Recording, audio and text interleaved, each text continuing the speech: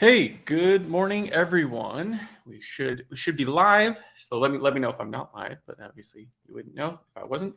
But in my experience, should be live. Hope everyone's having a wonderful Monday morning. For those of you who are either just finding this or curious what's going on, today we're going to talk about consulting, how to kind of start a consulting company. I'm going to move my mic a little closer, which risks killing it, but okay. So we're going to talk about consulting today and how to start a consulting company. For those of you who don't know who I am, my name is Ben Rojan, aka the Seattle Data Guy. Basically, I have a consulting company that focuses mostly on data engineering, data analytics. I started this company, honestly, almost a year out of college because someone happened to ask me for help on a project. And after that, I kind of just dove deep into, reading some books on consulting, trying to understand what consulting, how to get more clients. Hold on, as I check something. Okay, cool. So I've basically kind of done a decent deep dive in the consulting space and trying to understand, how do I grow my business? I think, when I first started my very first project, I was a little bit disillusioned because the very first year, I was making about $50,000 at my full-time job, and consulting I made I think about $60,000. So in that first year, 23, 24-year-old me was like, oh, okay, I'll always make as much money as I'm making now, consulting, right? Like, even though someone had basically brought me this project and essentially handed it to me. So for some reason I was like, okay, I'll always make this money. Of course, come year two, I made, I think, only about $10,000 or $12,000 in consulting. And that's when I realized, I'm like, okay, if I want to do consulting, I need to improve some things. And I've kind of put out, or I've kind of put together a course, and I've talked about these priorities. If you're interested in joining the course, I put a link below, but I will also have these free lives every 4 to 6 weeks. But basically, I kind of realized that the very first thing and the very biggest problem you need to solve if you want to start a consulting company is where your clients are coming from, right? That's kind of the first thing that you need to solve is like, where do I get clients? How do I get clients? How do I get them to come to me consistently? That's kind of the first problem. Next is learning how to deliver valuable work and work that people are happy with, and how to actually drive clients forward. I always assume that if I charge people money, they're going to be on top of me, but you very quickly find that, you have to drive the client. You have to constantly unblock yourself, or at least tell the client how they can unblock you. They still generally have to unblock you. Like sometimes it's like, oh, there's someone internally that's not giving me what I need. And so you have to talk to the client to be like, okay, can you talk to whoever, Fred or Janice, to get me unblocked? So there's that. And then finally, the last kind of step is, when you first start consulting, you're probably going to be a little scared of charging a lot of money. And you eventually figure out that whatever you're probably charging is probably half or a third of what larger consulting companies are charging. When I first started consulting, I was charging, I think, like $100 an hour. And I thought it was like, wow, this is the big bucks. This is, what else do I need in my life? The problem is I eventually started working for Facebook, and, $100 an hour was lower than my current salary. So I was like, well, I can't even quit my job. I'd have to work more hours at that rate. So learning how to eventually charge more. So those are kind of the first three priorities. How do you get customers? How do you deliver valuable work? And then finally, how do you actually increase what you're making? And honestly, they all play into each other. So once you figure out how to get lots of customers, you can start, having minimums in terms of how large your projects are. Because you can start saying no to smaller projects and saying yes to larger ones, meaning you can charge more money, meaning, it kind of all flywheels itself. But the first priority is really getting customers. That's where everyone starts, right? Maybe you've got a great way of doing it. Maybe you don't. But I think this is where most people start, and it's the biggest problem. My method was definitely what I consider the slower method. I did the process of just I'm going to market the crap out of myself to the point where I don't have to do any future work, right? You guys probably know that. That's why you're here, right? You've seen me on LinkedIn. You've seen me on YouTube. You've seen me. I have a Substack. So I've pretty much plastered the space with my content, and it took a few years, right? Like it wasn't something that you can just start writing content and it'll work.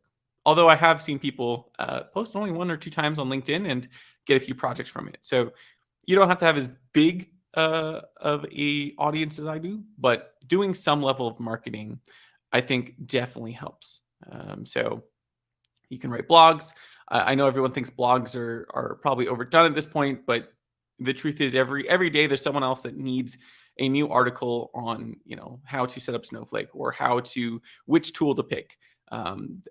There's just a never-ending need for some of these baseline topics. And you can always find, I think, a unique spin on most topics if you're doing something like marketing. I like to point out that, like, even in the data engineering space, right, there's people who have different ways of how they approach their content. I think Zach Wilson's like super authentic. I think that's his approach, where he's just constantly very honest on what he's feeling and what he's thinking. Darshil, if you've seen Darshil's videos, his data engineering project videos are arguably the best. I mean, just based on views, I think he's has arguably the best. And so there's different places you can kind of fit in content, and you can find that. And LinkedIn's also a great place just to get attention. So marketing's one space. It generally is slower. Let's see. Sales is another space. I know a few people that do really well on sales. I think my feeling with sales is, if you are going to do some sort of like cold email, cold call approach, you want it to be a little warm. You want someone in your network to have made that intro a little bit.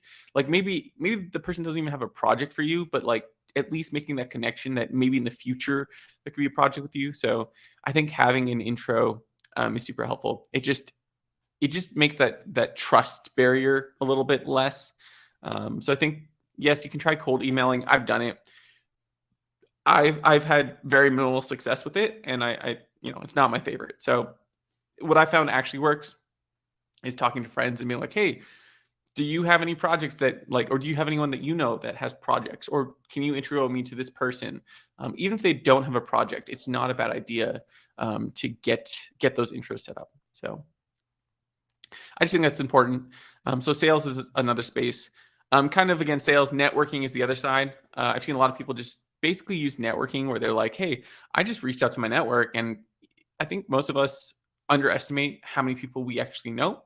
So if you go on your LinkedIn and you kind of figure out who you know, and then maybe if that person either knows someone or maybe even just them themselves, they might have a project for you. And at the very least, you can like tell them, hey, I started a consulting company.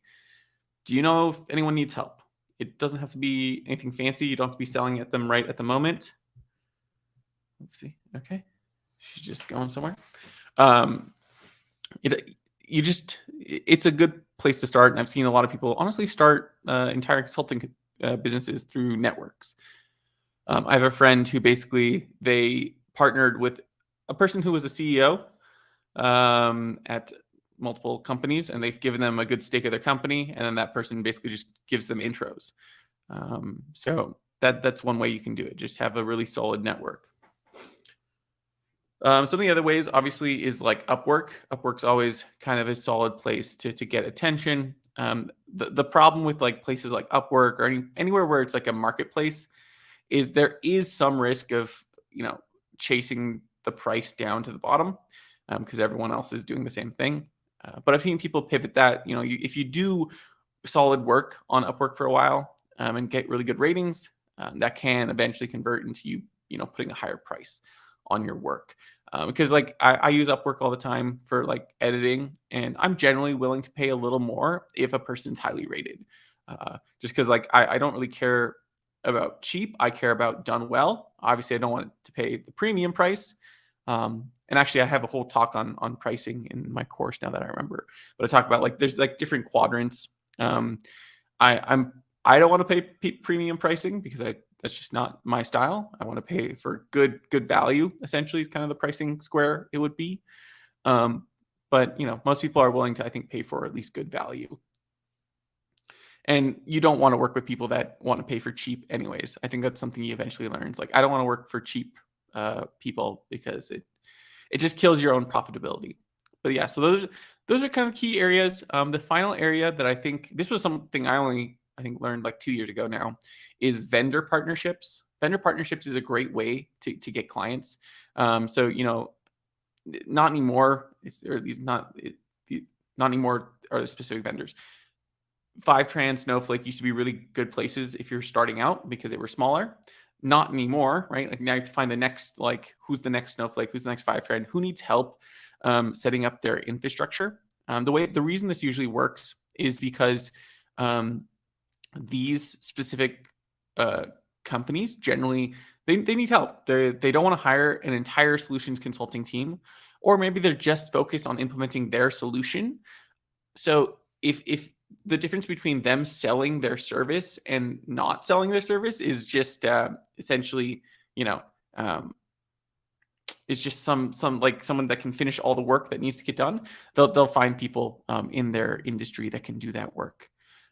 So that's something I think that's kind of important to point out as well, is that, there's multiple places. I think vendors is a great place. The other place that kind of is connected with vendors, it's not so much that it will send you clients, but if you're thinking about marketing, find a tool that everyone's using and is difficult to use. The example I currently give is Databricks. Like Snowflake is generally pretty easy to set up. Like obviously people will still pay you to set it up, but it's generally pretty easy. I think right now Databricks is the current, like, it just takes that little extra understanding that most people won't have. So that I think is the space. I've done really well doing it with Airflow, where I've like put content out on Airflow. Honestly, only like I think you guys might know, I think I've got like 3 or 4 videos on Airflow, and that's easily driven $300,000-$400,000 worth of consulting business my way. Just because like it's such a problem and Airflow is such a big issue that like, most people need help setting it up and things like that. So yeah. Sorry, every once in a while I have this cat. She likes to come up here and get some attention and get some.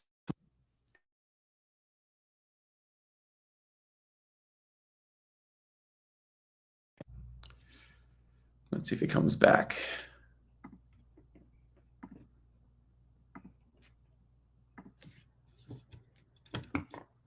Come on, audio.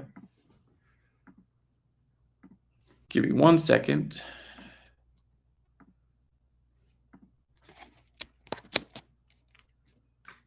So.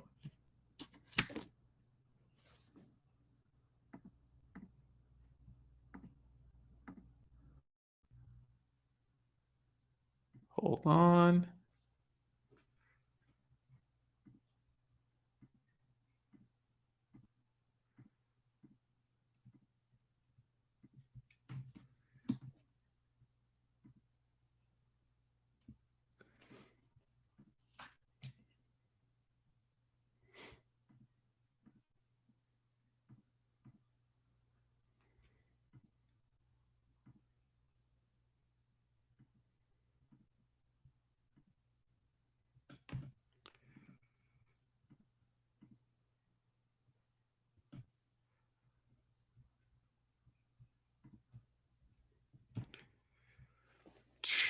Okay. Audio. Sorry, for some reason my camera's out. Okay.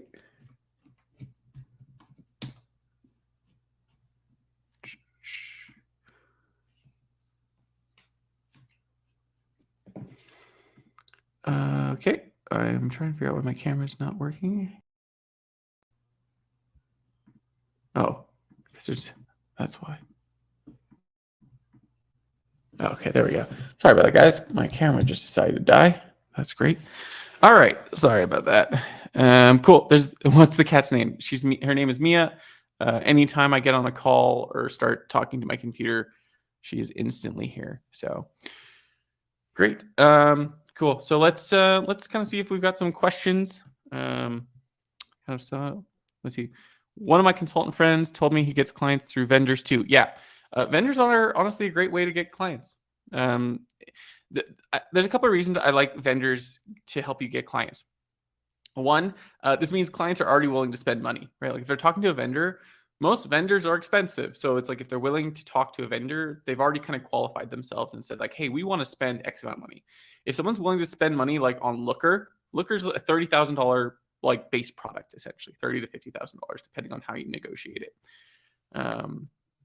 So this is why I'm a huge fan of like a vendor intro, because you not only get like this trust factor, because essentially someone's like giving you giving you some sort of like credibility. They're like, oh, we love working with this guy. They give you this nice warm intro, or girl. Sorry, we love working with this guy, girl, company, whatever. So you get that warm intro. But also, again, there's certain products that are expensive. So like if someone intros you, you've already kind of qualified this list. Can you define vendor, please? Yeah, vendors, I mostly mean like solutions. So Databricks, Snowflake, Fivetran, Looker, Tableau. These are all vendors, right? They're, I mean, to some degree, you can be a vendor. That like other companies will look at you like that. But I'm talking about like products. I'm talking about like solutions, like Tableau and things like that you can partner with. In fact, most of these companies have partnerships. The other thing I didn't realize was that vendors actually often give commission. So if you land a Snowflake deal, I think their commission is like 8 to 10%. So if you land a $200,000 Snowflake deal, you'll take home 8% of that. It's not like it's never as much as the project. It's never really like truly worth it compared to your project, but it's always kind of like a nice little, oh, that's nice. And then you'll actually have like if you what do you call it, a portal that you can sign into and go into like your Snowflake partnership portal, and you'll see like, oh, hey, here are the people that I've landed for them, and here's how much money I've driven to them. And the other reason you want this is because if you are tracking those partnerships, yes, obviously they'll send you some stuff, but if you start sending them more stuff, they'll send you more stuff, right? Like, so there's also this kind of relationship that you can set up. That's something like I have a friend right now that I'm working with, and he's very into making sure that he's like, hey, let's make sure we get that deal registered, which just basically means, hey, if we're going to use Fivetran, I want to make sure I'm talking to Fivetran representatives right now, because I want them to remember that I exist. That way, when they have their next project, they'll be like, hey, we have another project for you. So it's this flywheel of like, hey, they send you work, you send them work, and then they're like, oh, these people send us tons of work. We want them to send us more work, so let's send them work. So it's kind of this back and forth. So that's good. Let's see. How do you start vendor partnerships? Some of them will let you just start. I think Snowflake and Databricks might let you just start as long as you have a consulting company. You can just you look up Snowflake partnerships. I think they're still free. Sometimes vendorships cost money, or partnerships cost money. The other thing is sometimes partnerships require you to have a certain level of certifications. For example, I think Google requires at least 2 of their certifications for like the baseline partnership. But yeah, there are often different requirements. But I think Snowflake and Databricks might be free. Just look up like vendor partnerships. You will be, because I actually didn't realize this, you will be generally the solution partner. You're considered like an SI. So that's what you will be, because they'll usually have 2 different partnerships: technology partnerships and solutions partnerships. Technology partnerships are for like other products, other vendors. So it's like Fivetran is probably a partner with Snowflake.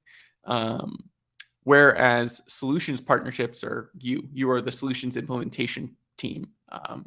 So those are generally the 2 partnerships when you look up, whatever, Google's Snowflake's partnership portal. But yeah, those are mostly free. That generally won't get you noticed immediately. So like, let's say you sign up for Snowflake, they're not going to notice you, right? Like they probably got a bunch of people sign up for it. That's why I say, like, if you want to find a good vendor partnership, you want to look for someone smaller. But once you start getting clients and you want to start getting bigger clients, that's kind of how you do it. Is you start registering these bigger deals with Snowflake, and the Snowflake's like, hey, these people have sent us $300,000 of business. Let's send them a little bit of business. So it's just this flywheel. Okay, so we did vendor. We explained what vendor is. Yeah, so it's pretty, like tools. What are Databricks? So someone asked, what are Databricks? So Databricks is just another solution. It's a managed Spark instance, essentially. So there's Spark, it's got Spark and Delta Lake. So it's kind of a combination of solutions that they've put together. So that's what Databricks is. Let's see. Do you have an employee, or is it just you giving consulting? When's the best time to hire someone? I don't have an employee. I think I do have someone that I've recently, I think, put on a retainer to help me out occasionally. Um, so when you start trying to grow your consulting agency, you start having this problem where it's like going beyond 2 to 3 people is hard. Maybe you can have another person on that helps you on smaller projects, but really expanding is hard.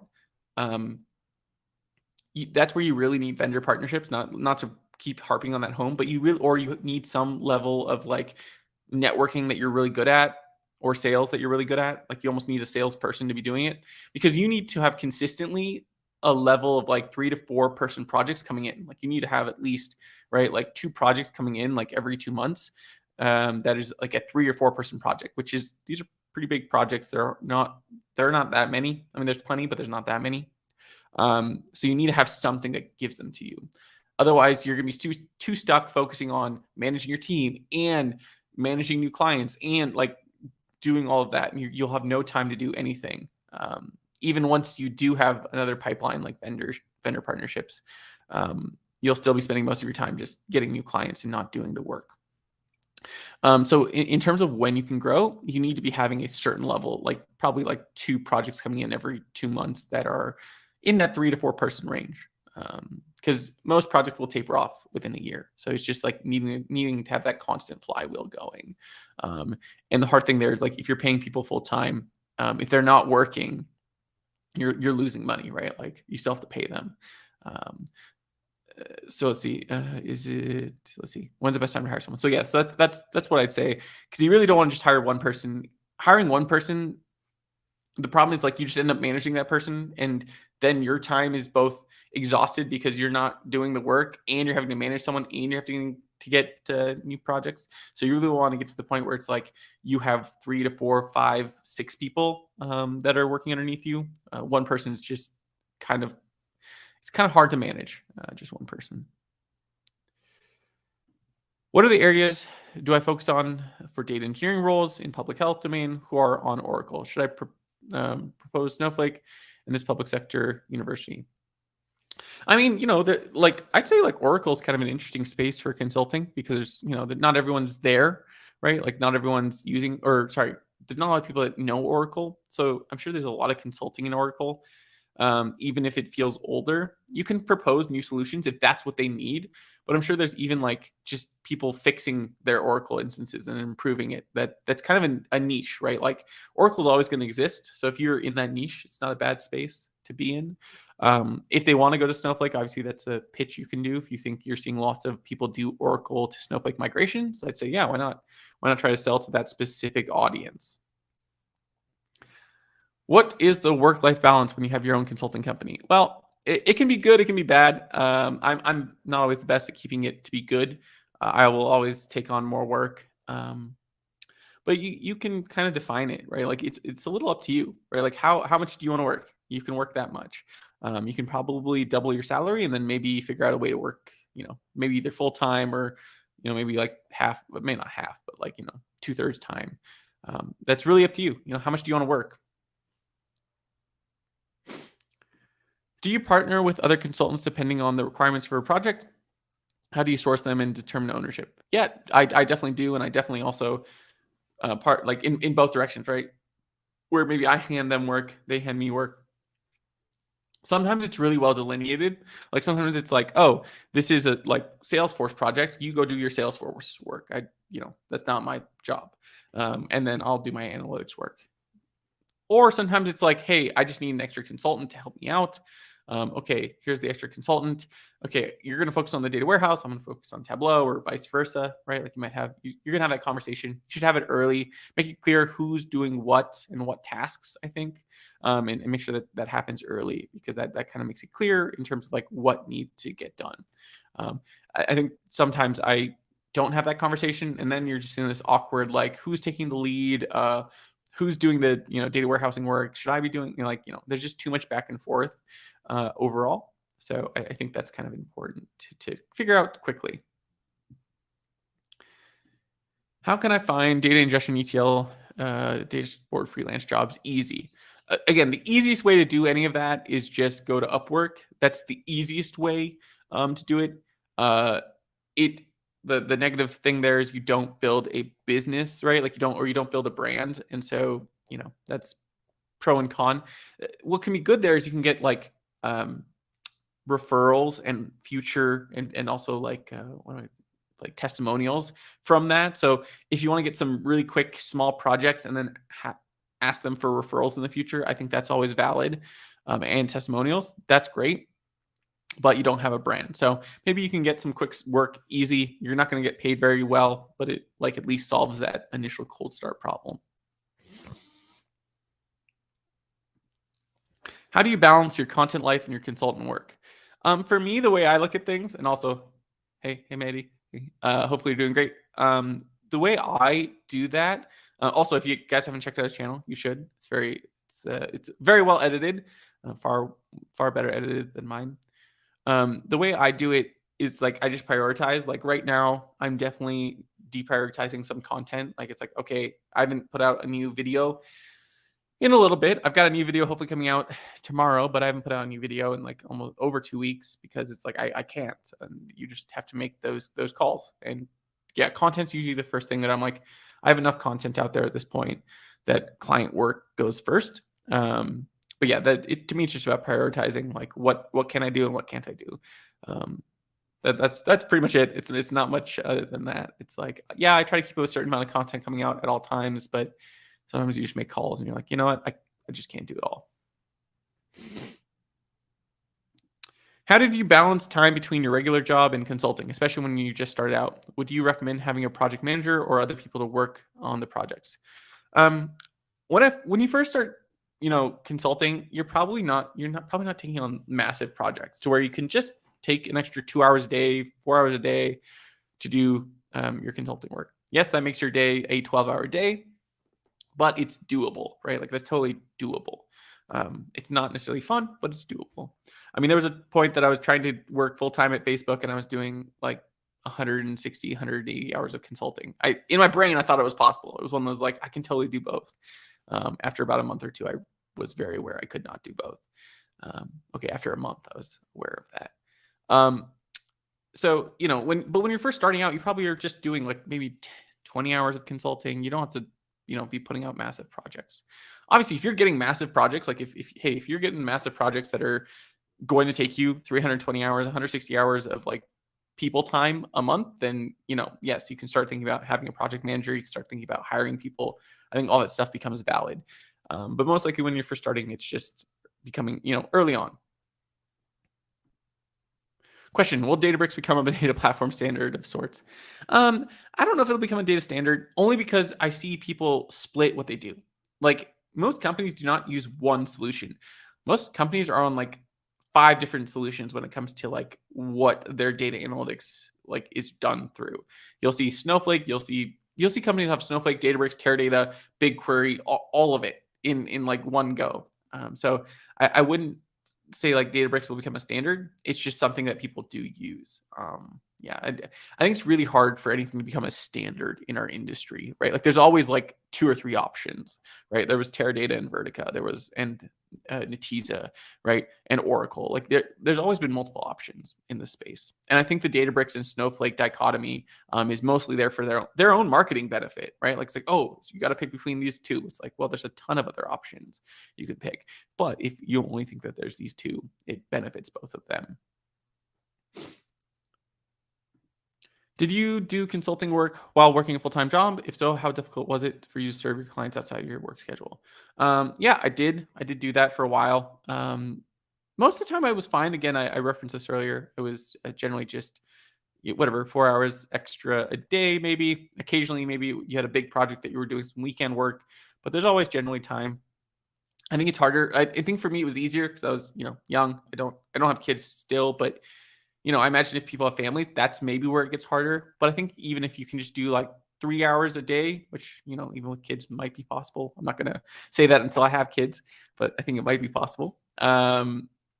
So, if you can find that extra 3 hours a day, then it can totally be possible. But it is hard. It is definitely hard. It is definitely exhausting. But, once you've done it for a while, it works out.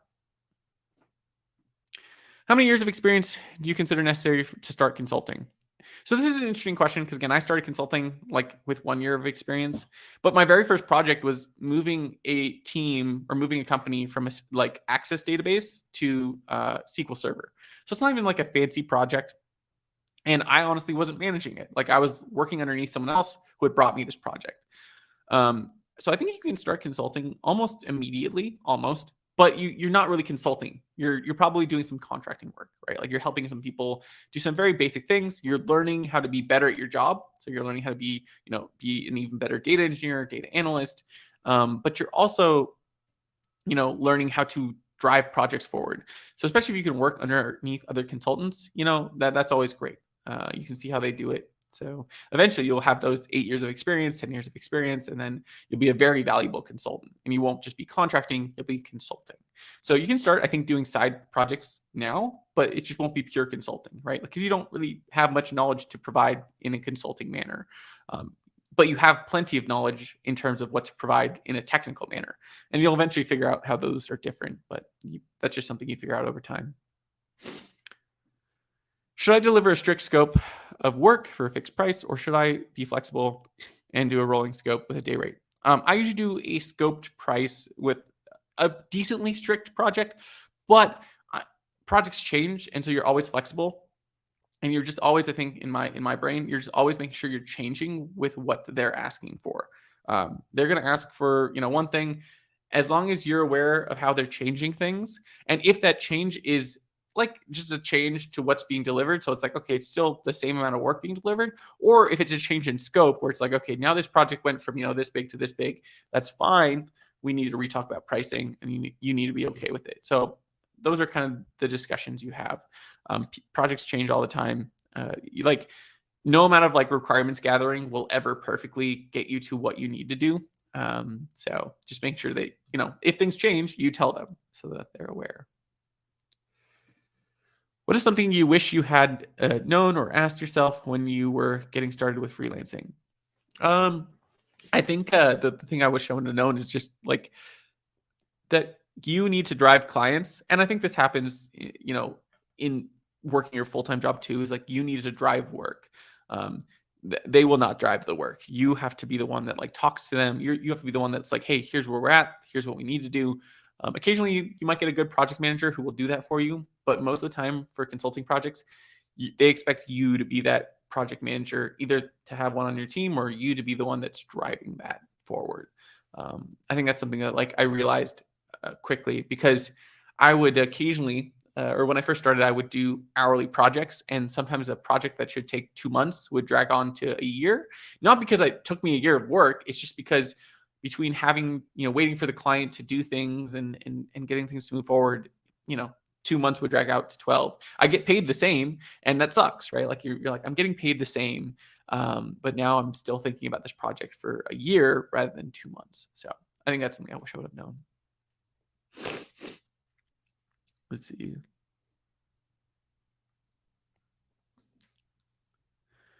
When you're blocked by clients, how do you push urgency without hurting the relationship? You can be pretty direct with a lot of clients. Like you can be like, hey, I can't get work done. In fact, sometimes that's what I do, even with like, let's say an invoice isn't paid. What I try to do is I'll send them a message. Like I'll be polite at first. Like, hey, this invoice isn't paid. Can we get this paid in the next day or two? That's kind of their warning shot. And then like, and you can at this point tell them, hey, if it doesn't get paid in the next day or two, I'm not going to work, basically. And then, yeah, the next one that comes in is like, hey, I still haven't got this invoice paid. You haven't made any good faith effort to do it. I'm going to stop work. That's totally valid. Like you can, like, their job is to pay you. That's the way I think about this. Cause like at first I used to be like super insecure, like, oh, I need to do work, whether I'm getting paid or not, because my job is to work. And that's true. But on the flip side, their job is to pay me, right? Like that's their job. Their job is to pay me. That's the relationship. So if they don't do their job, I don't need to do mine, is the way I should think about it. And having a very direct, like, hey, you did not pay me, is valid. And I've seen, like, actually I ended up learning that from someone who, I saw her like send out those emails where she was just like super brash about it. Like, hey, I did not get paid. We're not working. And yeah, that's just what you have to do. So be like totally upfront, and you don't have to be a dick about it, but just, hey, I can't do this work. if this project doesn't get moving forward. And if your stakeholder cares, they'll move it forward. And I've even seen people write emails where like, hey, we're now a month that this project hasn't moved forward. I've emailed the CFO. We've been on calls. We've done everything. If you don't want this project to go forward, I'm going to just cancel the project. So it's totally okay to be upfront and direct. Obviously, when you're confident in like actually having other projects, but yeah, I think it's one of those things that you learn to be a little more direct on these things because you have to be. Otherwise, nothing will get done.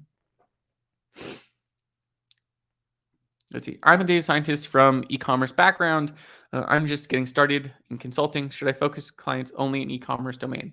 So I let the market tell me kind of where my niche is. You should maybe write some content, a lot of content in the e-commerce space about like, oh, here's how you do e-commerce analytics or something. But don't feel limited to that. I say that because like when I first started, I wanted to do data science consulting. That's what I thought. I was like, I'm going to do data science consulting. I love data science. Like you'll look at all my old articles, it was data science. And then the more work I started doing, the more I started finding like data engineering just happened to always exist in all my projects. So I was like, oh, well, I do data engineering in my day-to-day job. Let's just focus on that. And then the more I started doing that, I was like, oh, there's a lot of need for Airflow help or, Snowflake help. Let's write content around that.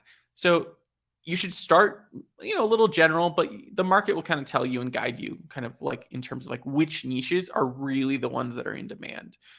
So you don't like, yes, e-commerce is one place, but you can always focus on others. How do you price your projects so that you're valued? How do you price your projects so that they're value-based or project-based, not hourly rate? In general, I have a decent sense of what projects cost. So generally, I'll try to give a total summarized project, and occasionally I'll put like, hey, if this project goes over like 200 hours a month, we're going to charge you extra, and we'll talk about that. But overall, I have a decent sense from what most projects cost. So I'll usually put like a 20 to 40K per month, kind of almost like cost instead of anything else, because I'll have a pretty good idea of what work it's going to take. And then from there, just kind of say is this a small, medium, or large project? And then that kind of fits different tiers of pricing. I am a data analyst. Okay. I have worked with Tableau. I'm getting started in consulting. Should I focus on clients? Oh, okay. This was the same one. Same question that I just asked. How did you manage your time while you were working on Facebook and giving consulting at the same time? Yeah, it worked out for a little bit. So I worked at Facebook for about 3.5 years. And I'd say the very first 3 years, I was very focused at Facebook. I had some consulting clients here and there, but I was very focused at Facebook. Got promoted, did well, got great ratings. The last 6 months, definitely, I was just focused on consulting. Like it was what I wanted to do. I didn't want to admit that I wanted to quit Facebook because it's, you work so hard to get there and you're like, okay, I'm here. And then you're like, oh, I need to quit. But it takes some time to internalize that and be like, yeah, I need to quit. So yeah, the first 3 years were fine. I think 1 or 2 clients a month, maybe. The last 6 months were rough for sure, where I was probably I had like 3 or 4 clients and I couldn't do it all, as you can imagine. I thought I could. I wanted to be able to. I was like thinking I could still get a promotion. And then, you just realize you can't. What are your go-to tech stacks for small, medium companies who have low data competency, like Excel sheets? Modern data stack just depends. I mean, there's a little bit of just depends in there. I try to find solutions that meet their price. Like Fivetran can be cheap early on if you have a small amount of data, but can quickly become expensive once you go out. So like it can be a place you can start, but it can quickly become an expensive place. There are other solutions too that exist, like Portable is one that I've liked that's pretty inexpensive for some of these smaller companies. In terms of like, data storage, Snowflake is actually pretty cheap for people who don't do a lot but still need to do something, right? Like maybe they need to do some sort of data storage, but they don't need to do a ton. Then maybe that can be a good space. It's interesting. It's like once those solutions start scaling out, they just go from like, okay, whatever, $100, $200, $300 a month to like $5,000, $10,000 a month. So I had a client that I just actually had to move, or not move, but not use Fivetran because they were going to cost like $200,000. And there was no way that this client could have done that. They're not a large business. They just had a large amount of data because of the type of business that they were in. But there was no way they could justify that number. So, there's some depends in there, but there are good solutions. Code, the hard thing with code, right? Like code in theory is cheaper, right? Like it's free, but it's not free because you have to maintain it. You have to, there's more work involved in it generally over time. But yeah. Let's see. What are the legal aspects of running a data consulting company? I mean, there generally are. There are, like, you should have insurance, because like, what happens if you delete all of a customer's data? What happens if you do something that like impacts a customer's like operations? So there's definitely some legal things in there where you should have like insurance. You should have some clear things like that. But overall, and then you want to make sure your data doesn't get leaked or something. So little things like that. Little things, pretty big things that can be pretty impactful and pretty costly. But yeah, those are the main, I think, concerns. Is it easy only to find DE projects, or most of them are end to end? Most of them will be end to end, and I think this is good because DE, the problem with DE work is like it's hard to show the value. It's like, okay, what did I do? I built some tables or I built some data infrastructure. But having like a data viz component, I think, is super valuable because you can show off, hey, not only did I build these tables that no one sees, here's the actual value of those tables. Like here's some dashboards that I built or something that like actually shows the value of the stuff that you're doing. Hey, Ben, data engineering's world is changing fast. So do we need to be a pro at everything before switching into data consulting job? You definitely don't need to be a pro at everything. Like part of the job, part of consulting is just learning on the job. Like you have to, because by the time you've learned everything about Snowflake, everyone's moving into Databricks. And by the time Databricks is, king, then everyone's going to switch to who knows, Acme Database 3.0. So there's always this aspect that you're learning. What I think consultants do well is they learn how to deliver projects really fast, and they learn how to learn really fast. When you're an employee, you can kind of let other people tell you what's important, let other people tell you what to do. When you're a consultant, you're kind of the one who has to be like, oh, you have to start seeing things coming and be like, hey, and this is the other ways you can drive value. I'll be like, hey, this product just laid off a bunch of people. I'm a little stressed about, this product. I don't think they're going to make it. I think we should find a new solution, or hey, whatever. Yeah, those examples where it's like, hey, like you're not just aware of the trends, but you're kind of aware of like the politics and stuff that goes on behind a lot of these companies. Do you target specific countries? Do you often get contracts from Europe, Asia, or Africa? I don't target specific countries. I've got a few clients. I've had like Israel, Japan, some Europe, and mostly US, though. It's like 80% US. But I do have my fair share of other projects. Let's see. What's the point of small, medium firms go from something cheaper like Postgres? Let's see. At what point should a small, medium firm go from something cheaper like Postgres for Azure to a larger vendor like Snowflake? Can you give a real world benefit example of switching to a vendor? So why would someone switch? I think Postgres to Snowflake kind of makes the easiest sense. Generally, the reason someone might switch is because they maybe want their analysts or someone to have like an easier layer of access, right? Postgres is great, but it requires a little more work upfront. Like the reason Snowflake supposedly costs more is because it supposedly takes less work, right? Like you're not having to like admin it. You don't need to worry about like running out of space. You don't need to worry as much about performance. You don't have to be putting indexes down, right? So there's these little things that make it different. Postgres, some people just like Postgres, and that's totally fine. Like honestly, you can probably make it more performant than Snowflake if you do it right. It just takes more time, and it takes more human time, and that's expensive in its own way. So you're always balancing like, okay, how much human time does this take versus how much can a solution cost? I saw someone recently tweet that they're like, hey, you should just like fire your entire team and crank up your Snowflake instance to extra large, and that would be cheaper than having them improve performance. I mean, they're not 100% wrong. There's obviously other benefits you have from people working on the project, but yeah, sometimes it's like, well, if a solution can be cheaper than hiring someone, that's sometimes a better choice. Sometimes, again, if your company has reasons to hire people, there's benefits on all sides. And some people just like open source too. Do you think there's a space for consulting company helping implement data structures into business with no current data analytics? Oh yeah, that's called greenfield projects. That's most of them. A lot of the I think 30% of my work last year were greenfield, like just setting stuff up from nothing. What has been your experience about remote consulting work? Do you take consulting work only in Seattle? Hold on. Oh, yeah. My girlfriend's like mentioning she loves that Mia keeps her cat keeps showing up. Well, my cat too at this point.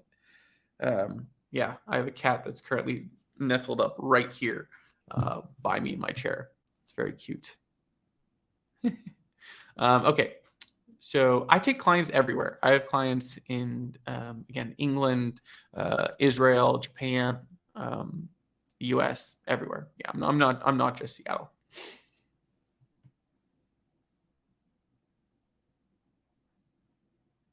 I actually haven't had, so someone's asking me about semantic layers.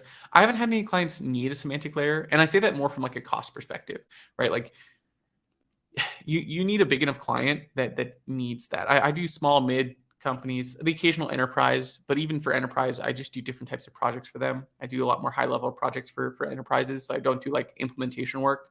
I let that Slalom, all those companies can do all the implementation work they want. So I don't really have a recommendation there. Just because for most of my clients, they just need data. They don't need to sit there and wait for me to spend 6 months just to build a semantic layer that then they never get to use, or they're not going to be willing to pay for, right? So you gotta judge your clients. Do they have time for this? Things like that. Once a project has come to an end, is it wise to offer a retainer for support or just leave and move on?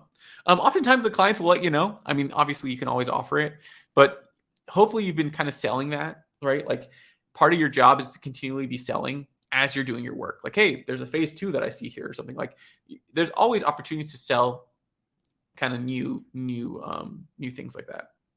So that's how I kind of view it is, you should not be having that discussion when your project ends. You should have already been having that discussion in the middle of your project. Oh yeah, we should do a retainer.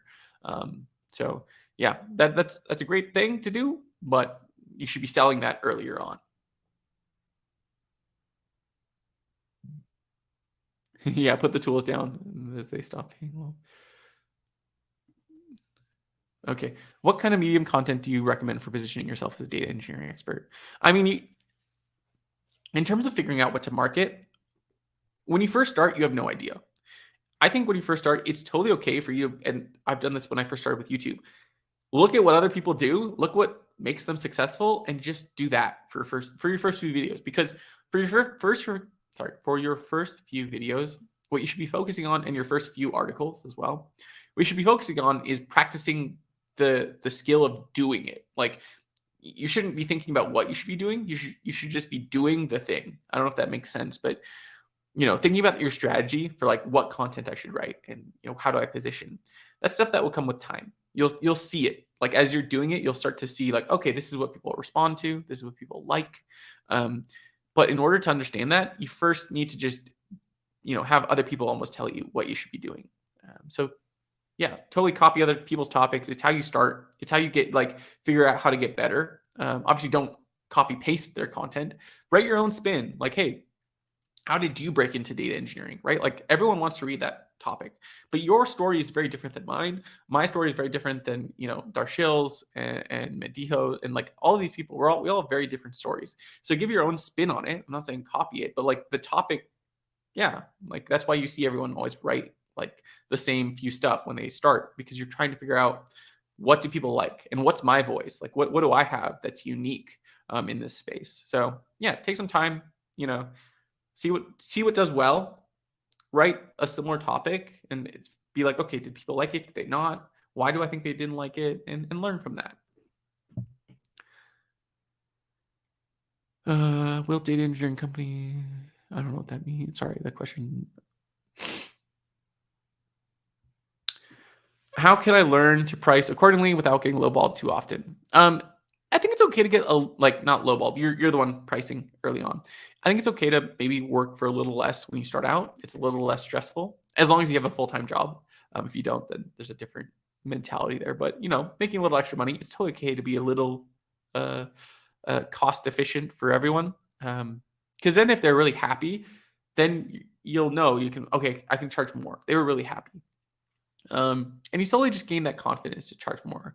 Uh,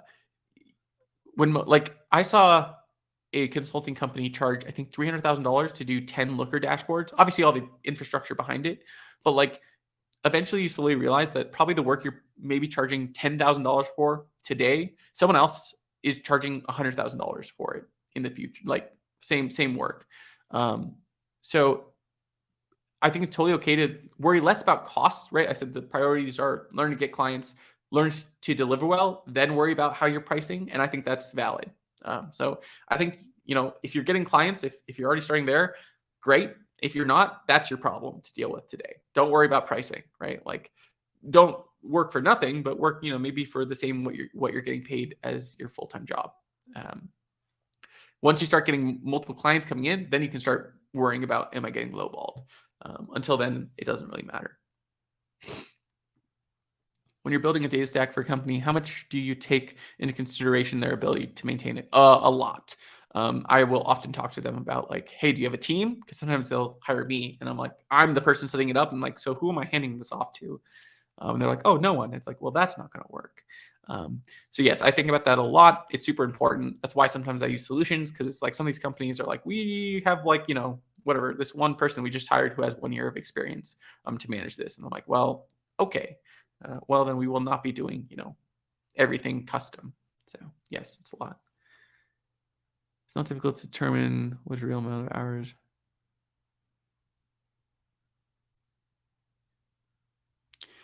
Yeah, I kind of just have a global amount for a lot of projects. Again, I kind of judge them by small, medium, large, and price that. Basically, it's is it the way I think about it is this a 40-hour a month project? Is this an 80-hour a month project, or is this a 160-hour a month project? And then I charge accordingly. For me, it's still hourly, but for them, I just give them the value. Did you say that Portable was a name of a cheap solution for a small business? Yeah, Portable.io for data integration. They can be cheaper. They're $200 a workflow, which can be affordable. It depends. I think they now also have a $1,000 option for 10 workflows, which, to explain for them, workflow basically means all of the tables, for Shopify, all the tables in Shopify would be one workflow. Again, Fivetran probably initially cheaper, but there's a certain point where the amount of rows comes into play, and Shopify will be $600 a month. So then suddenly it makes sense to be using Portable. So yeah, you're going to do that's part of your job as a consultant, is figuring out, okay, at what point does what product become a better fit, pricing wise. Do you believe content and branding are necessary for successful consulting company? Nope, not at all. But does it make it easier? Yes.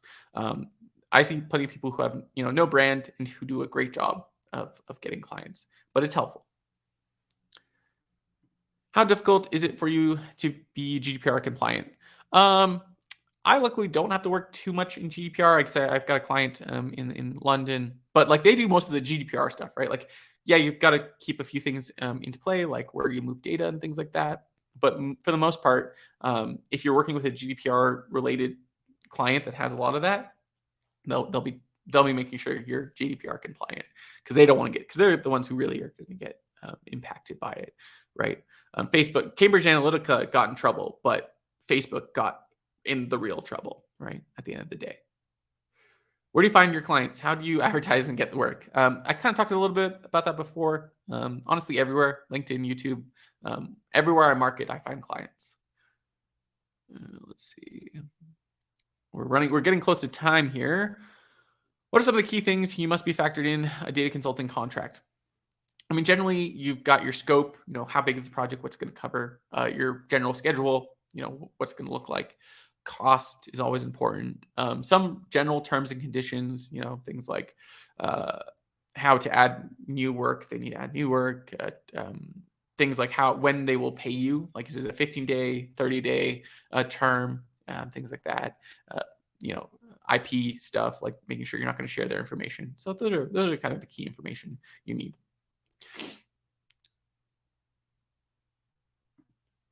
What's the first thing you start to try, even if failing, in doing some consultancy work of your own? Does need a website?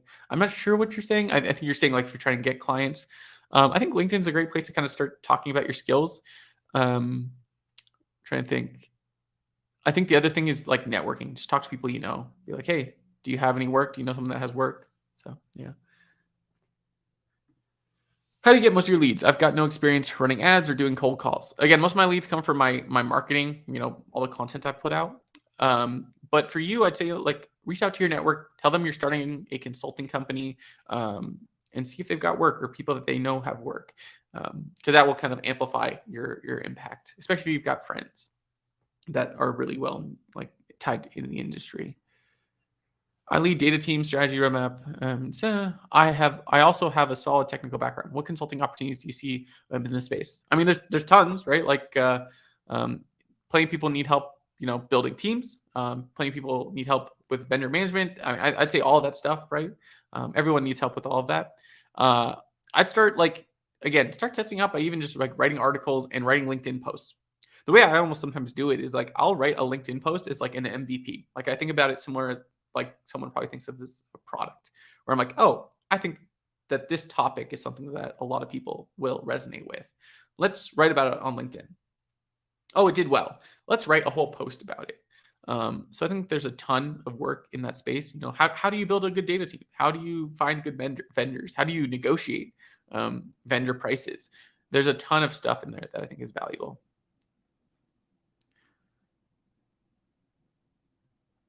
Do you work off a template proposal for getting clients, or each proposal is unique? I mean, yeah, there's obviously a template. The thing that's different is like the middle, which is the work that's going to get done. But there's always a little bit of a template. So yeah. Where should a totally new person start looking to get clients? Should we put out ads somewhere? I don't think putting out ads is super useful. I'd say like start sharing your experience. Like start trying to be the expert in this space rather than trying to like pay for ads. Because the thing about paying for ads is as soon as you stop paying for ads, they go away, right? Like you have no more control. You have no more value. But if you're constantly sharing stuff and having people share it, like, and being like in the DBT Slack and being like helpful and things like that, that's stuff that sticks. That's stuff that's actually like building yourself and building your brand. So yeah.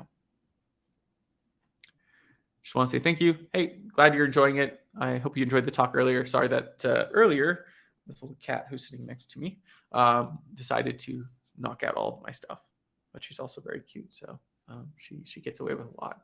She gets to walk a little bit all over me, but she's so sweet.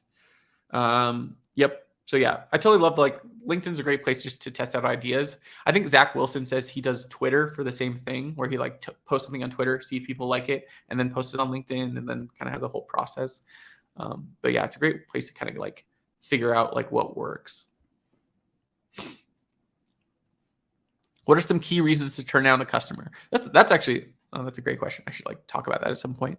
One, if they feel difficult, and honestly, you'll get a sense if some customers are difficult, right? Like you've had like one or two calls with them. They're like, okay, we want to see this, we want to see this, we want to see this. You send them a proposal. They're like, oh, can you add all this like other things? And like that can start being like a little bit of a red flag. Like, this customer sounds like they're gonna like expect, like there's like normal expectations, and then there's like this like they're expecting you to deliver heaven and earth, which you can't do. So figuring out what their expectations are. I think the other thing is like price. Price is a great way to eliminate or like get certain customers out of your pool. Like, hey, I have a minimum. It's $10,000 a month. You can't meet that. I'm sorry. I'd love to work with you. I just can't manage a $2,000 project. So that's another great way to kind of like turn down a customer. Timing. Like sometimes I'm like, hey, I can't start your project. Like it's May now. I've had to tell all my customers I can't start projects now until like July. And if that works for them, great. If not, I can't like suddenly, start doing more work. So, there's a lot of good reasons to turn down projects. Don't worry about it. Yes, cat is very cute. Okay, it is 9, so I'm gonna have to jump off as I've got some work to get done. Guys, I really appreciate it. Hopefully I answered most of your questions. Again, thanks for the technical difficulties in there in the middle. I will see you guys in the next one. I'll probably do another one here in a month or maybe. Oh, I'm actually going to have something coming up. So probably in 6 weeks, I'll probably do another one. Until then, I'm going to be setting up another cohort of like a consulting course that I put together. We're constantly making it better. So I'd love if you guys come check it out. It's linked below if you're interested. If not, again, these will continue to go. They'll be for free. So you're always welcome to join these instead. So thanks so much for joining, and I'll see you all next time. Thanks and goodbye.